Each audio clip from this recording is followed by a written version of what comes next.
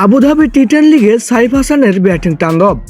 নিজের শেষ ম্যাচে 4 থেকে ছক্কা বেশি মেরে বোলারদের পিটিয়ে 4 ছক্কার তাণ্ডব চালিয়ে মাত্র 19 বলেই করলেন ৭৭ রান।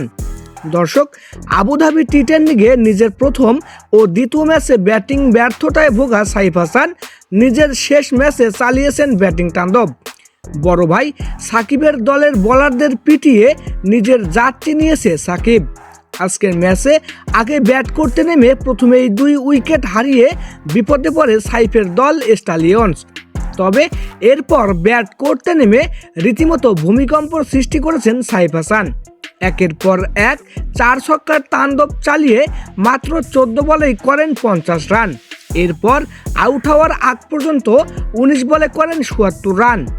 তো দর্শক, আজকের ম্যাচে সাইফ হাসানের এমন দুর্দান্ত ব্যাটিং তাণ্ডব কেমন লাগলো আপনাদের? জানিয়ে দিন আপনার গুরুত্বপূর্ণ মতামত ভিডিওর কমেন্ট বক্সে।